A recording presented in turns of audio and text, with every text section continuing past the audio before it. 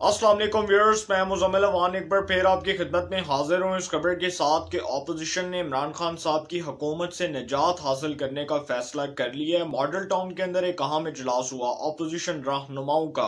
मौलाना फजल रहमान साहब, जरदारी साहब, शहबाज शरीफ साहब, और ये जो मुलाकात हुई थी, इस मुलाकात के अंदर बड़ा इंपॉर्टेंट इस बात को कंसीडर किया जा रहा था कि हुकूमत के खिलाफ तहरीके अदम एतमाद नो कॉन्फिडेंस मोशन की मूव जो इस वक्त असेंबली के अंदर लाने की बातें हो रही हैं, इस हवाले से बहुत आम पेशरफ्त हो रही थी। और नून लीग ने बताया कि उनके साथ हुकूमत के 16 अरकान असेंबली राब्ते में है।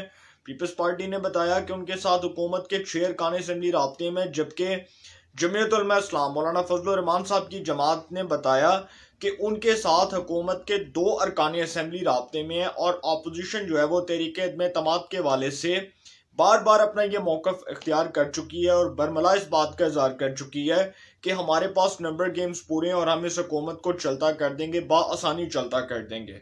ये ऑपोजिशन का एक मौकफ है।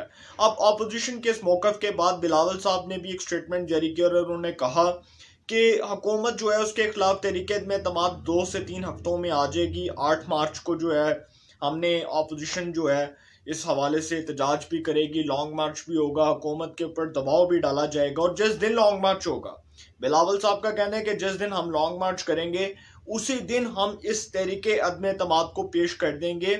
और इसको पेश करने के साथ साथ जो हम लॉन्ग मार्च करेंगे उस लॉन्ग मार्च से बराह रास्त हुकूमत के ऊपर प्रेशर बिल्डअप हो जाएगा, क्योंकि हुकूमत इतनी जो है वो मेजॉरिटी के साथ अपने आप को इतनी देर तक सस्टेन नहीं कर सकती, इतनी देर तक अपने आप को वो अपने पाँव पर नहीं खड़ा कर सकती, क्योंकि हुकूमत के ऊपर जब बराह रास्त हम प्रेशर डालेंगे तो उनके ऊपर प्रेशर बिल्डअप हो जाएगा। ये कहना जी बिलावल साहब का। अब जरदारी साहब जो है उनके हवाले से तो मैं बाद में बात करूंगा। ऑपोजिशन जो है इस हवाले से बराह रास्त अब ऑपोजिशन ने फैसला किया कि जो तहरीके अदम एतमाद होगी, जो तहरीक अदम एतमाद अब लानी है वो बल्कि बुज़दार साहब के, असद कैसर साहब के, संजरानी साहब के खिलाफ नहीं, बल्कि वो बराह रास्त इमरान खान साहब के खिलाफ लानी है। और उसका सबसे पहला टारगेट जो है वो इमरान खान साहब हैं।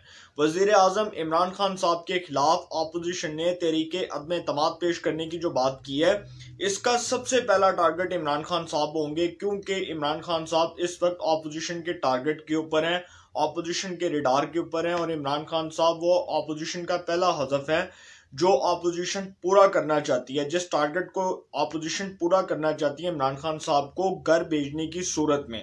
अब दूसरी बात कि मॉडल टाउन में जो इजलास हुआ था, वो इजलास ख़त्म होने के बाद मौलाना फजल रहमान साहब चौधरीयों के पास गए, चौधरी परवेज़ इलाही साहब वगैरह के पास गए और उनसे जाकर हुकूमत के खिलाफ तहरीक अदम एतमाद के हवाले से अपोजिशन की जो तजावीज़ थी उसके बारे में भी बात की। और अपोजिशन जो मदद मांग रही है तहरीक अदम एतमाद के हवाले से हुकूमत के इत्तेहादियों से, उस हवाले से भी बात हुई।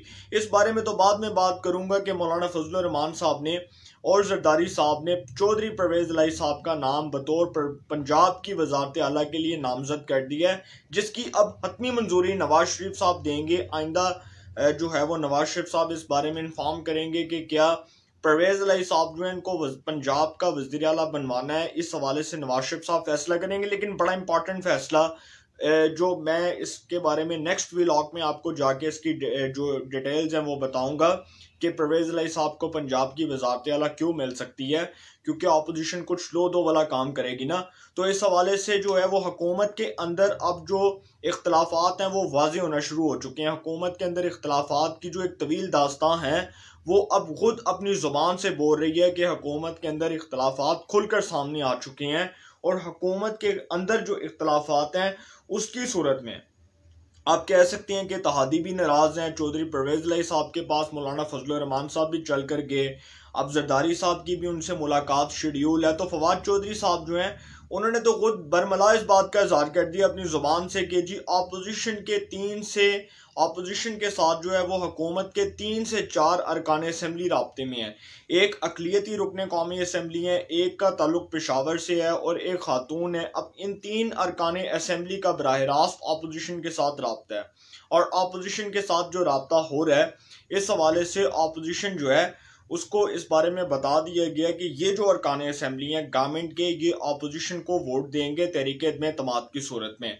दूसरी जानिब फवाद चौधरी साहब ने जो तनकीद की, इसी तरह जो वफाकी वजीर हैं IT के, वो अमीनुल हक साहब, जिनका MKM से ताल्लुक है, उन्होंने इमरान खान साहब को ख़त भी लिखा। और जो पीका का ऑर्डिनेंस है, जो एक मुतनाज़ ऑर्डिनेंस है जिसके ज़रिए मीडिया की और सहाफ़ियों की आवाज़ को बंद करने की कोशिश की गई, इसमें इस्लामाबाद हाई कोर्ट की हेयरिंग बहुत इंपॉर्टेंट है। उसका फ़ैसला जस्टिस अतर मिनिल्ला, इस्लामाबाद हाई कोर्ट के चीफ जस्टिस, उनका फ़ैसला बहुत इंपॉर्टेंट है, जिन्होंने इस ऑर्डिनेंस के ज़रिए गिरफ्तारियों से रोक दिया है FIA को, फेडरल इन्वेस्टिगेशन एजेंसी को। और बहुत ज़्यादा सुबकी का सामना करना पड़ा अदालत के अंदर, इस्लामाबाद हाई कोर्ट के अंदर, उसको फेडरल इन्वेस्टिगेशन एजेंसी को और गवर्नमेंट को।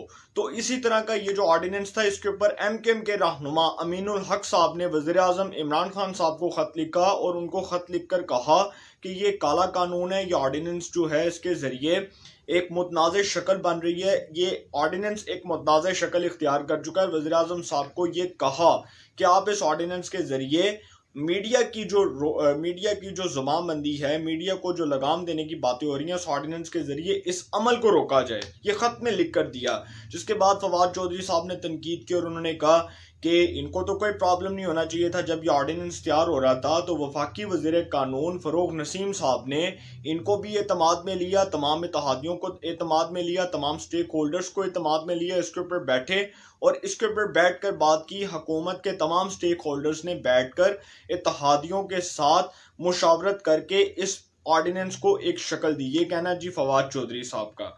अब फवाद चौधरी साहब जो हैं, वो जो सौतेली माँ का किरदार अदा करती हैं हुकूमत और अपोजिशन के दरमियान, क्योंकि फवाद चौधरी साहब जो हैं वो, उनका जिक्र किसी बात में ना हो और वो मसाला ना लगाएं, ऐसा हो नहीं सकता। तो फवाद चौधरी साहब जो हैं, उन्होंने जहाँ पर इनके ऊपर तनकीद की, तो वहीं पर दूसरी जानिब आमिर लियाकत साहब जो आजकल एक बड़े मुतनाज़ स्टेटमेंट्स दे रहे हैं। पहले तो उनको मुबारकबाद पेश करना चाहता हूँ कि उनकी तीसरी शादी हुई है और अल्लाह करे कि उनकी ये तीसरी शादी कामयाब हो और अल्लाह ताला उनको एक नेक औलाद दे, एक अच्छी औलाद जो है वो फराहम करे। अब आमिर लियाकत साहब जो हैं जी, उन्होंने कुछ दिन पहले पाकिस्तान तहरीक इंसाफ के ऊपर तनकीद भी की और उन्होंने कहा कि जी ये जो जमात है इसके हवाले से बड़े उन्होंने मुतनाज़ बयानात भी दिए, जबकि वो बहुत सी जगहों पर तो ये बात कर चुके हैं कि इमरान खान साहब उनके लीडर हैं। तो आमिर लियाकत साहब ने भी तहरीक इंसाफ के ऊपर तनकीद की और उन्होंने कहा कि जी आइंदा तो मैं इस जमात के टिकट से कोई इलेक्शन नहीं लड़ने लगा, क्योंकि मैंने तो तौबा कर ली है कि मैं इस जमात से कोई नहीं लड़ूंगा। और उन्होंने कहा कि मेरा लीडर अल्ताफ हुसैन है।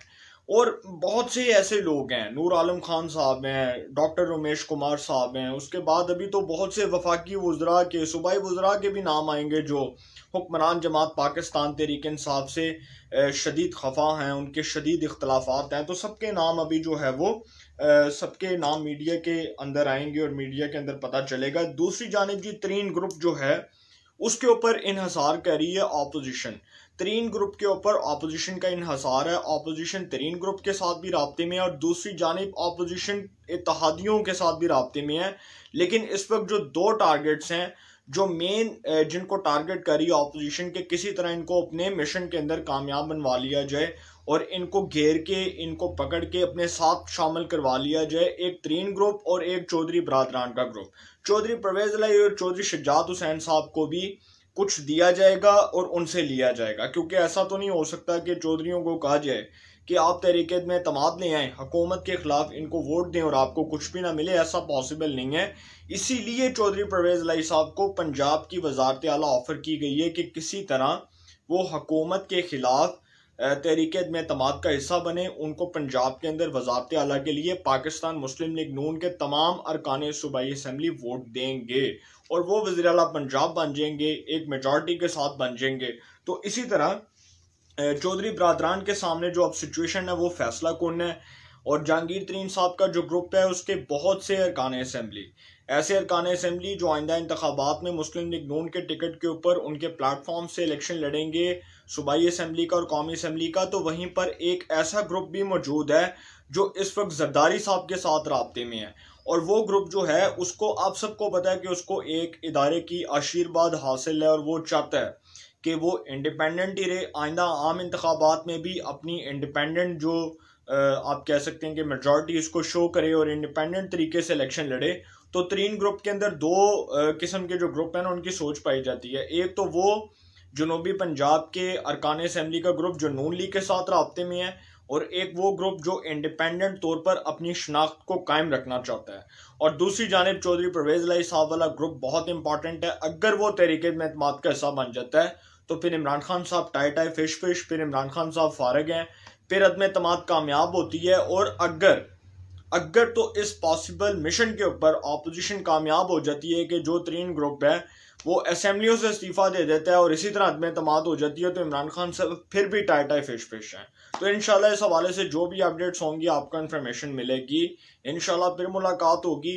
अपना बहुत ख्याल रखिएगा। अल्लाह ताला आप सबको खुश रखे। मुल्क पाकिस्तान पे अपना खास करम फरमाए।